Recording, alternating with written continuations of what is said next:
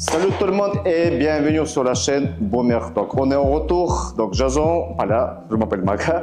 Donc Jason il est occupé aujourd'hui, malheureusement. Je serai tout seul. Donc je vous présente la voiture Mercedes CLS année 2004 ou non, année 2006. Année 2006, pardon. Année 2006, Mercedes CLS 5,5 AMG compresseur.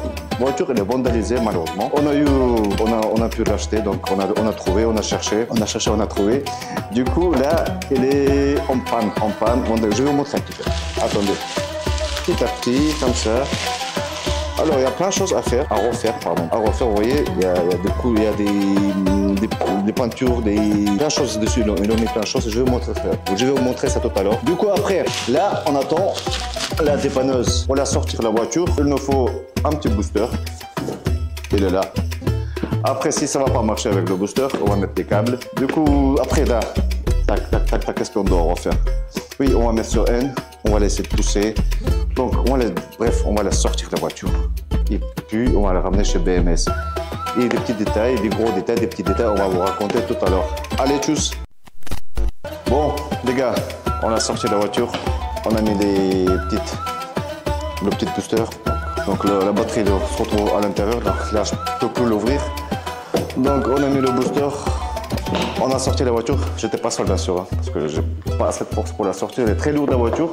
Donc là je vous montre qu'est-ce qui s'est passé. C'est passé quoi? La voiture elle était garée, elle était mal garée en fait. Et il y a une des groupes, ou je sais pas, ou une personne qui a vandalisé la voiture. Elle a mis partout la peinture, elle a fait un trou là. À l'intérieur, je vais vous montrer un petit peu, vite fait. Regardez. Je sais pas ce qu'ils ont mis, le volant et tout, les sièges. Regardez partout, donc on doit tout refaire. On a plein de choses à faire. Donc là, on est dans le meilleur quartier de Nice. Ça s'appelle 328. À l'époque, je traînais ici un petit peu, mais là, je traîne plus. Donc la voiture, on a caché ici. Donc le dépanneuse va arriver de là. Juste là, on va la sortir la voiture. On va la pousser encore. Donc on pousse, on la pose et on la ramène dans le garage. Donc les gars, à toutes.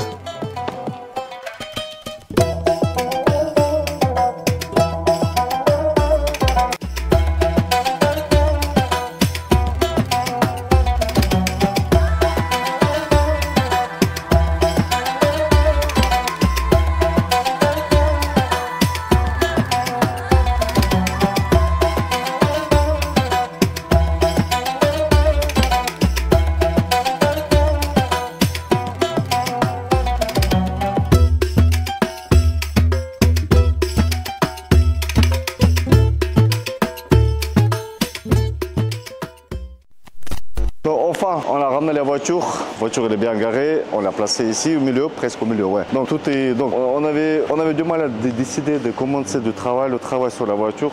Du coup, on se dit voilà, on fait ça aujourd'hui. Là, nous sommes avec Jad. Jad il est en train de citer, il est en train d'écrire. C'est le responsable de BMS, responsable chef d'équipe plutôt aussi. Donc il va vous expliquer ce qu'il a écrit. Alors Jad, qu'est-ce que tu as écrit? Alors moi j'ai donc fait le tour du véhicule pour estimer déjà les premiers travaux. Là il y en a énormément. Donc en faisant déjà j'arrive à me faire une première idée sur ce qui va être réparable et ce qui va être à changer. D'accord. Là bon par exemple là on est sur de l'alu. De l'alu on va partir sur un changement. Il y a beaucoup trop en fait à réparer, on part sur un changement. Il faut calculer que la réparation ne coûte pas plus cher que la pièce neuve. Ah bon, bien évidemment la lunette arrière, on a l'optique aussi qui est cassée. On a sur l'avant, on a le pare-choc qui est complètement cassé. On va regarder aussi, par exemple sur les optiques avant, vu qu'elle a été vandalisée et qu'il y a une bombe de peinture dessus, il va falloir voir si en ponçant et en revernissant, on va réussir à rattraper les phares ou s'il va falloir les changer. Ça va être au fur et à mesure. Après, on a aussi l'état intérieur du véhicule qui a vraiment pris un sacré coup. Toute cette mousse au niveau du toit. Même partout, hein? Partout, pardon. Bon, messieurs, dames, on est avec Amir. Amir, il va nous expliquer ce qu'il faut faire plutôt à l'intérieur, plutôt le travail à l'intérieur. Ouais. Tu vas t'occuper. Donc, Amir, raconte-nous s'il te plaît. Donc, premièrement, il faut que je démonte tout l'intérieur. Le tableau de bord. Oui. le volant, console centrale, les sièges, le plafonnier, le tapis pour voir s'il est abîmé ou pas par moisissure. Sinon, on va simplement nettoyer et remettre sur place. Après, la console centrale dont on voit sur l'écran. Donc là, je vais essayer d'enlever la peinture sans endommager la gravure existante sur les boutons. D'accord. Et là, sur le tableau de bord aussi. Après, j'ai une question concernant le mousse expansif, parce que apparemment il était bien collé, mais j'ai essayé dans différents endroits, ça s'enlève quasiment sans laisser des traces. Tu vas essayer en fait enlever la mousse sans endommager les pièces, quoi. C'est ça? Exactement. Et la peinture aussi. Après il y a carte de porte aussi.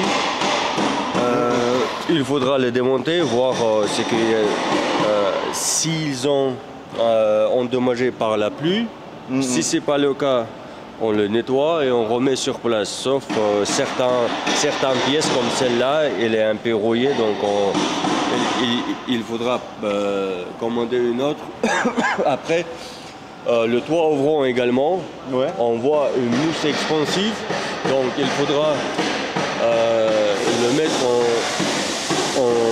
en neutre, démonter le mécanisme pour ne pas forcer. J'enlève la mousse et après, petit à petit, on essaie... Qu'est-ce que tu en penses? Si le toit ouvrant, il faudra changer complètement ou on pourra quand même nettoyer le... D'abord, il faut démonter le ciel de toit, Ouais. débrancher le mécanisme et après, nous pourrons bouger le ciel de toit en notre guise comme on le veut, sans forcer les mécanismes. D'accord. Donc après, on nettoie, on remet tout sur place et on regarde si ça marche ou pas. Si ça marche, c'est bien, sinon, à changer. Après, il y a encore question des vitres. Oui. Il faudra les nettoyer. Il y a plusieurs procédés différents.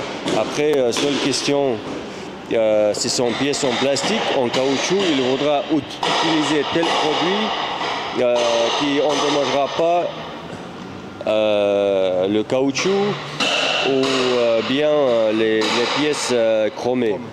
Oui. Et ensuite, me concernant, dernière chose, c'est la lunette arrière. Il faudra la changer car c'est pas trop esthétique, quoi. Bien sûr. Ok, Amir, ok. Mais après, sur cette voiture, on a pas mal de choses à faire, je pense. Elle restera bien longtemps dans notre mémoire. Bon les gars, Amir il nous a expliqué ce qu'il fallait faire à l'intérieur. Donc du coup, il va faire beaucoup de travail à l'intérieur. Il nous a montré ce qu'il fallait faire. Et là, je vais vous préciser des petits détails. Donc je vais vous montrer quelque chose d'autre. Bon les gars, les sièges. Je voulais parler un petit peu par rapport aux sièges. Les sièges, nous, regardez comment ils sont abîmés. Je peux pas regarder comme ça. Du coup là, les sièges, la cuir, faudra le remettre. Donc on va laisser remettre si on n'arrive pas. Donc on va le recommander. Plutôt, je pense que on pourra le changer la cuir. Donc par rapport au couleur, nous on pense mettre en rouge. Et là, je veux savoir votre avis en fait sur le commentaire. Vous écrivez ce qui vous pensez en fait. Quelle couleur on peut le mettre? Rouge, bleu, gris, n'importe.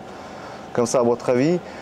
Le volant, on va commander. Donc on a trouvé, je vais m'asseoir là. Le volant, on a trouvé au Moscou, en Russie. Donc on va commander en Russie chez un hôtelier exceptionnel en fait, spécial. Le mec on a déjà parlé avec lui pour 1300 €. Donc ça va être pas comme chez tout le monde, ça va être différent. Donc on veut que ce soit nickel en fait. Vous allez voir. Vous allez être choqués aussi. Donc je voulais juste discuter ça. Même par rapport aux autres pièces, aux autres couleurs et tout, vous pouvez écrire sur le commentaire et nous dire ce qu'il faut faire, ce qu'on peut faire. Même nous critiquer. dites ce que vous voulez en fait. On aime bien les critiques. Bon, on est vers la fin là aujourd'hui, pour aujourd'hui, donc je suis fatigué aussi. Bon, les gars, à la prochaine, nous on attaque.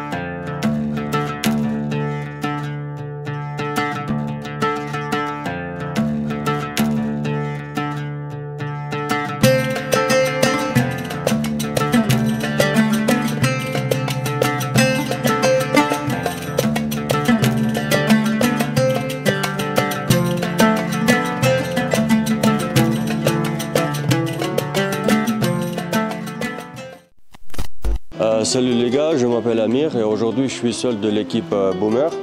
Donc là on a déjà commencé, ça fait deuxième jour que j'ai commencé cette CLS. Je croyais que ça va se passer beaucoup mieux, mais apparemment c'est pas le cas. Donc au bout de deuxième journée, j'ai réussi à démonter banquette arrière, siège avant, et je suis coincé sur siège avant gauche. Siège conducteur, car on a un problème avec le rail qui est coincé et je n'arrive pas à le démonter. Donc finalement le siège est démonté par une autre manipulation, mais je n'arrive pas à démonter le rail sur lequel se fixe le siège. Et voilà, donc au bout de deux jours que je travaille sur cette voiture, je n'ai pas fait grand chose malheureusement. Donc là, je vais essayer de brancher le moteur pour voir s'il fonctionne correctement. Ça me permettra de mieux voir d'où vient le problème. Parce que cette manipulation, elle n'est pas sans risque. Donc là, je mets à l'écart vraiment. Donc là, on a... Voilà. Oui, ça marche, mais... Oui, je sais pas pourquoi alors. Donc, il faut faire attention pour ne pas engendrer un court-circuit. Donc là, je mets à l'écart le booster. Car maintenant, il est sûr que le moteur, il marche. Donc, là, il faut comprendre d'où vient le problème. S'il marche, pourquoi cette partie-là ne bouge pas. Donc je vais essayer de brancher pour voir si ça change la donne.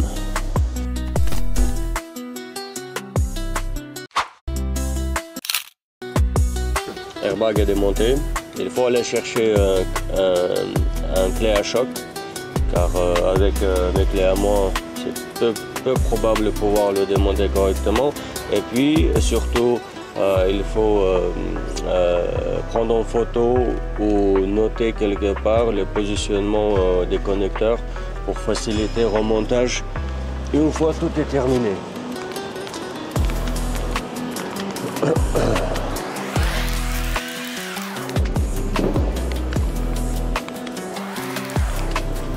J'aimerais savoir si tu aurais un clé à choc pour démonter le volant. Ah, ok. Donc, clé à choc. Comment? Tu veux pas qu'on bouille avec? Démonter quoi? Tu veux pas qu'on bouille avec? Si c'est quelque chose comme ça, mais plus grand. Alors.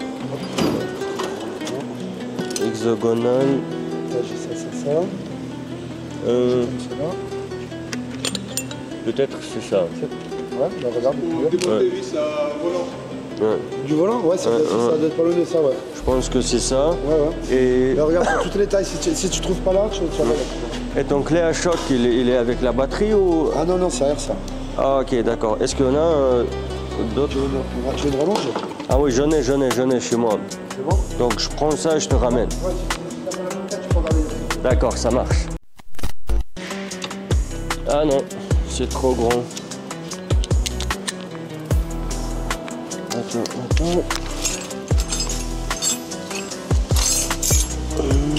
Non, c'est trop grand. Démonter ce moteur. C'est un siège passager avant. Donc je démonte ça et je regarde si ça marche ou pas. Car on ne sait jamais, il faut essayer.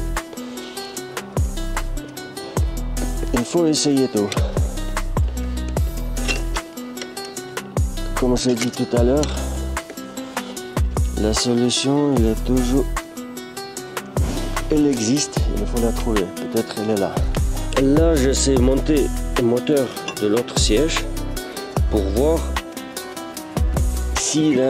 même s'il marche.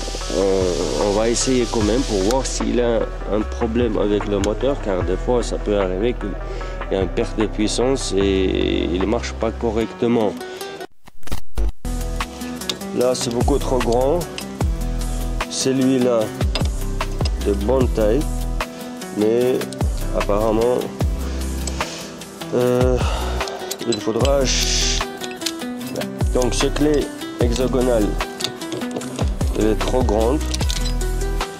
Celle-là, de bonne taille, mais je pourrais pas le manipuler. Donc, il faut aller chercher une autre. C'est trop grand. Là, j'ai la taille. Voilà, c'est bon. Je te ramène.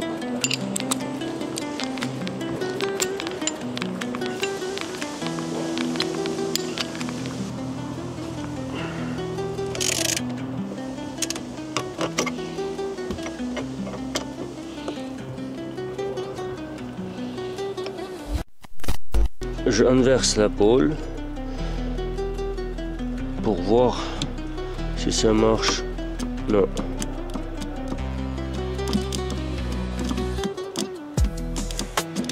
Non, ça marche pas. Donc,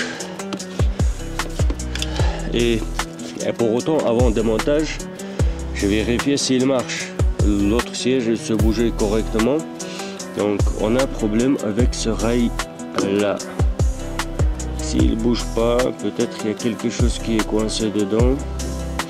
Mais j'ai aucune idée à ce sujet. Donc, bref, malgré remplacement de moteur, on n'a pas réussi à le faire bouger. Et en plus, c'est un moteur vérifié en état de marche. Et apparemment, le problème, il se cache quelque part à l'intérieur. Et la solution, nous vous montrerons dans l'épisode suivant. Là, c'est démonté, mais quand même, pour ne pas oublier, je prends une photo. Ça me permettra, moi, de galérer pendant le remontage. Après, il faut quand même faire attention avec les connecteurs, car si on abîme quelque chose, et si on ne le voit pas tout de suite, après, de mauvaises surprises au dernier moment. Là, démontage de conduite d'air centrale est un peu particulier. Il faut avoir ce genre d'outil. Il y a un passage, on tourne pour que ça ne saute pas, on tire. Et voilà. Et là c'est fait. Côté gauche, et voilà.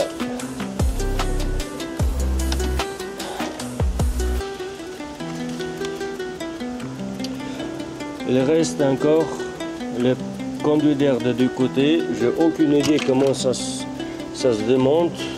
Ça prendra du temps. Là, je vois le même principe, mais je suis pas sûr que ça marche.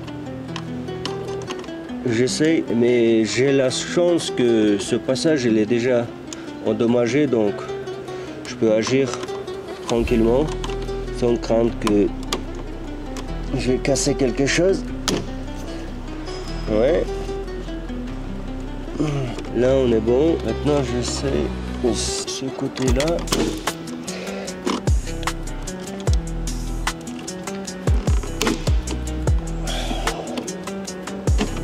Wow.